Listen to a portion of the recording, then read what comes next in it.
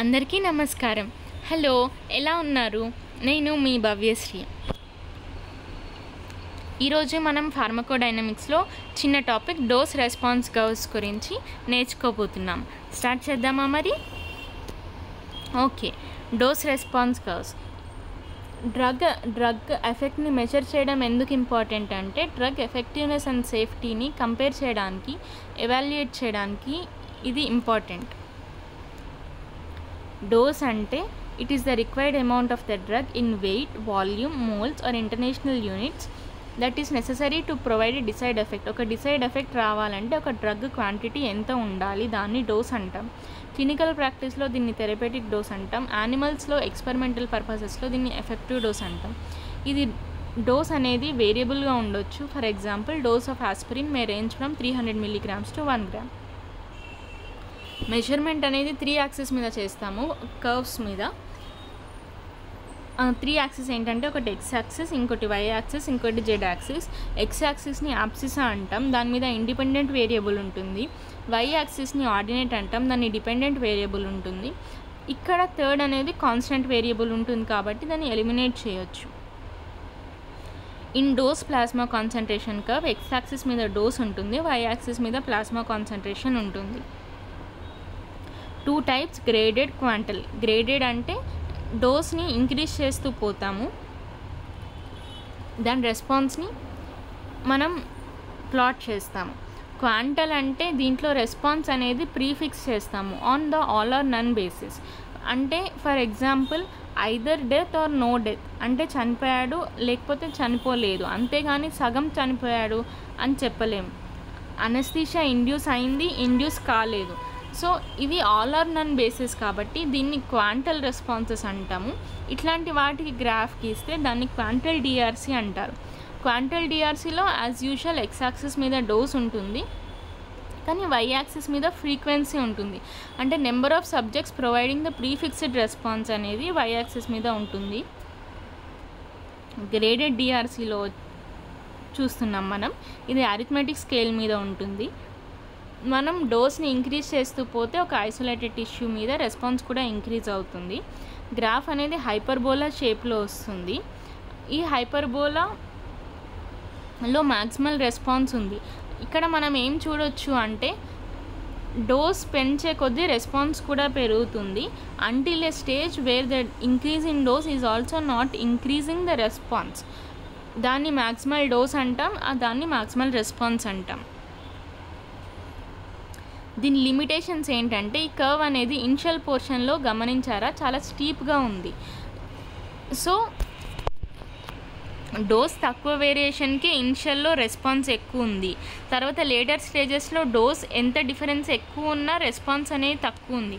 So ఇట్లా ఉండడం వల్ల మన క్యాలిక్యులేషన్స్ అనేది డిఫికల్ట్. ఇంకా పేపర్ కూడా చాలా యూజ్ చేయాల్సి వస్తుంది, ఎందుకంటే 0.1 నుంచి 1.6 అనేది సెవెరల్ టైమ్స్ ఎక్కువ. సో ఇలాంటి షార్ట్ కమింగ్స్ని ఓవర్కమ్ చేయడానికి మనం లాగరిథమిక్ స్కేల్లో వాడతాము. లాగరిథమిక్ స్కేల్లో వాడినప్పుడు మనకి ఏం అడ్వాంటేజ్ వస్తుందంటే మల్టిప్లికేషన్ ఫ్యాక్టర్ అనేది ఎడిషన్ ఫ్యాక్టర్గా కన్వర్ట్ అవుతుంది. For example, into 2 is converted to +0.3. ఈ లాగ్కి ఆ ప్రాపర్టీ ఉంది. సో ఇప్పుడు గ్రాఫ్ అనేది మనం చిన్న పేపర్లో గీసుకోవచ్చు. ఎస్ షేప్డ్ కర్వ్ ఉంటుంది, మ్యాక్సిమల్ రెస్పాన్స్ ఉంటుంది. ఫర్ ఎగ్జాంపుల్, ఈ లాగ్ డిఆర్సీ ఎలా ప్లాట్ చేస్తామంటే ఫ్రాగ్ రెక్టస్ మజిల్లో కాంట్రాక్షన్ని అసెస్ చేయడం బై గివింగ్ అసెటైల్కోలైన్, దీన్ని ప్లాట్ చేయొచ్చు. లాగ్ డిఆర్సీ వల్ల ఏమేమి ఇన్ఫర్మేషన్ డిరైవ్ చేసుకోవచ్చు అంటే ED50 అనేది డిరైవ్ చేసుకోవచ్చు. ED50 అంటే ఎఫెక్టివ్ డోస్ 50, అంటే it is the effective dose of the drug at which it produces 50% of the maximal response. ED50 తక్కువ ఉంటే డ్రగ్కి పొటెన్సీ ఎక్కువ ఉందని చెప్తాం. 2 కర్వ్స్ సిమిలర్గా ప్యారలల్గా ఉంటే దాని drug is effecting by same mechanism అని చెప్పొచ్చు. ఏ డ్రగ్కి అయితే ఎఫినిటీ ఎక్కువ ఉంటుందో అది వై యాక్సిస్కి దగ్గరగా ఉంటుంది, ఎఫికసీ ఎక్కువ ఉంటుందో దాని హైట్ ఎక్కువ ఉంటుంది. పొటెన్సీ అనేది క్లినికల్లీ అంత ఇంపార్టెంట్ కాదు, ఎందుకంటే ఫర్ ఎగ్జాంపుల్ పారాసిటమాల్ ఉంది, అది ఫర్ ఎగ్జాంపుల్ 10 mg ఇచ్చినప్పుడు 50% తగ్గుతుంది, 20 mg ఇచ్చినప్పుడు ఎక్కువ తగ్గుతుంది అనుకోండి. పేషెంట్కి రెస్పాన్స్ కావాలి, డోస్ మీద ఇంపార్టెంట్ లేదు, అందుకని క్లినికల్లీ నాట్ ఇంపార్టెంట్ అని చెప్పొచ్చు. ఇది లాగ్ డిఆర్సి ఎస్ షేప్ కర్వ్లో వస్తుంది. ఈ ఎస్ షేప్ కర్వ్లో ED50 LD50 క్యాలిక్యులేట్ చేయొచ్చు. పొటెన్సీ అనేది ఎక్కువ వై యాక్సెస్కి దగ్గర ఉంటే హైట్ మీద ఎఫికసీని చెప్తాం. సో ఇక్కడ drug B is less potent then drug A in figure 7.16. In figure 7.17, drug B is more efficacious than drug A. Drug B and drug C are similarly efficacious. Drug C is less potent than drug B. Drug B is less potent than drug A. Drug A is more potent than drug B. Drug B is more potent than drug C. ED50 అనేది calculate చేయొచ్చు. ఈ క్వాంటల్ డిఆర్సిలో ఈ all or none basis మీద pre determined responses తీసుకుంటాం కదా, దాన్ని క్వాంటల్ responses అంటాం. దీంట్లో మనం డోస్ని ఫ్రీక్వెన్సీకి చూస్తాం. అయితే పాపులేషన్లో త్రీ టైప్స్ ఉండొచ్చు. Very sensitive, least sensitive. Very sensitive అంటే తక్కువ డోసెస్కే రెస్పాండ్ అవ్వడం, సెన్సిటివ్ అంటే యూజువల్ డోసెస్కి రెస్పాండ్ అవ్వడం, లీస్ట్ సెన్సిటివ్ అంటే హై డోసెస్కి రెస్పాండ్ అవ్వడం.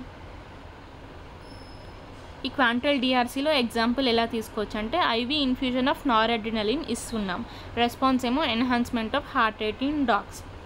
అయితే ఇక్కడ క్రైటీరియా ఎలా తీసుకున్నామంటే 25% ఎన్హాన్స్మెంట్ ఇన్ హార్ట్ రేట్ తీసుకున్నాం, 50 డాగ్స్ తీసుకున్నాం. 10 ng/kg/min ఇచ్చినప్పుడు రెస్పాన్స్ 2 డాగ్స్లో వచ్చింది. సో ఈ 2 డాగ్స్ని ఎలిమినేట్ చేయాలి, ఎందుకంటే ఇంకా డోస్ పెంచితే ఈ 2 డాగ్స్ ఎలాగో రెస్పాండ్ అవుతాయి, అందుకని వాటిని ఎలిమినేట్ చేయాలి. ఇప్పుడు 15 ng/kg/min ఇచ్చినప్పుడు ఇంకో 4 more డాగ్స్ రెస్పాన్స్ చూపించాయి. సో ఇలా మనం గ్రాఫ్ గీస్తే మనకి 15 ng/kg/min ఇచ్చినప్పుడు all 50 dogs have responded. Bell shaped curve అనేది వస్తుంది. మళ్ళీ 3 పోర్షన్స్ ఉంటాయి, area A, B, C. Least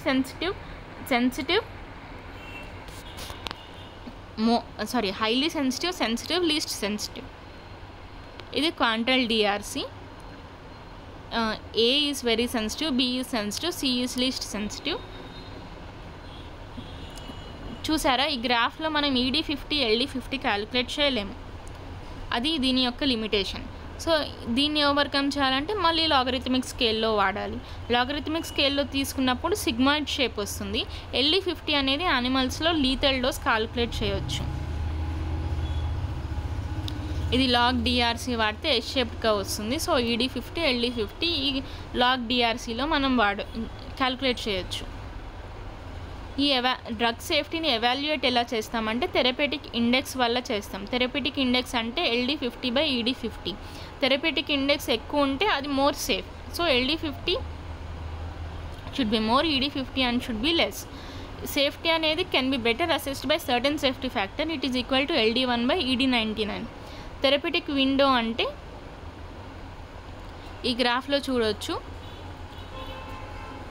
తక్కువ డోసెస్లో ఇన్సఫిషియంట్ రెస్పాన్స్ వస్తుంది, ఎక్కువ డోసెస్లో టాక్సిక్ డోసెస్ వస్తుంది. ఈ మధ్యలో ఉన్నదాన్ని ఆప్టిమల్, దీన్ని థెరపేటిక్ విండో అంటాం. డ్రగ్ టాలరెన్స్ అంటే ఏంటంటే ఇప్పుడు ఒక డ్రగ్ 10 mg ఇచ్చినప్పుడు ఒక పర్టికులర్ రెస్పాన్స్ వచ్చింది. అదే రెస్పాన్స్ రావాలంటే ఇప్పుడు 20 mg నెక్స్ట్ టైం ఇంక్రీజ్ చేయాల్సి వచ్చిందైతే దాన్ని టాలరెన్స్ అంటారు. ఈ టాలరెన్స్ అనేది CNS active drugs like morphine, alcohol, barbiturates, LSD and ఆంఫిటమైన్లో చూడొచ్చు. రివర్స్ టాలరెన్స్ అంటే సేమ్ డోస్కి ఇంకా ఎక్కువ రెస్పాన్స్ వచ్చింది, లేకపోతే తక్కువ డోస్కి ఆ రెస్పాన్స్ వచ్చింది, దాన్ని రివర్స్ టాలరెన్స్ అంటాం. It is seen in the case of cocaine and amphetamine in rats. Antagonism, ఫస్ట్ది ఇర్రివర్సిబుల్ యాంటగోనిజం, నెక్స్ట్ది ఫస్ట్ది రివర్సిబుల్, నెక్స్ట్ది ఇర్రివర్సిబుల్. ఫస్ట్ది అగోనిస్ట్ ఇచ్చినప్పుడు గ్రాఫ్ ఏ వస్తుంది. అగోనిస్ట్ ప్లస్ కాంపిటేటివ్ యాంటగోనిస్ట్ ఇచ్చినప్పుడు ఇంకా డోస్ పెరిగితే సేమ్ రెస్పాన్స్ వస్తుంది.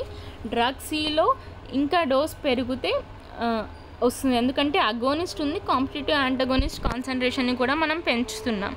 అలాగే ఇన్ ద సిమిలర్ బేసిస్ ఇర్రివర్సిబుల్లో ఎఫికసీ అనేది తగ్గుతుంది. సూడో రివర్సిబుల్లో ఫస్ట్ రివర్సిబుల్గా బీకి షిఫ్ట్ అయింది, తర్వాత ఇర్రివర్సిబుల్ అయి డీకి కిందకు వచ్చింది. ఇది స్పేర్ రిసెప్టార్స్ అంటే ఎక్స్ట్రా రిసెప్టార్స్ ఉండడం వల్ల ఈ ఫెనామినా అనేది చూస్తాం. ఏమైనా క్వశ్చన్స్ ఉంటే కామెంట్ సెక్షన్లో తెలియచేయండి. And thank you. జై హింద్, జై భారత్.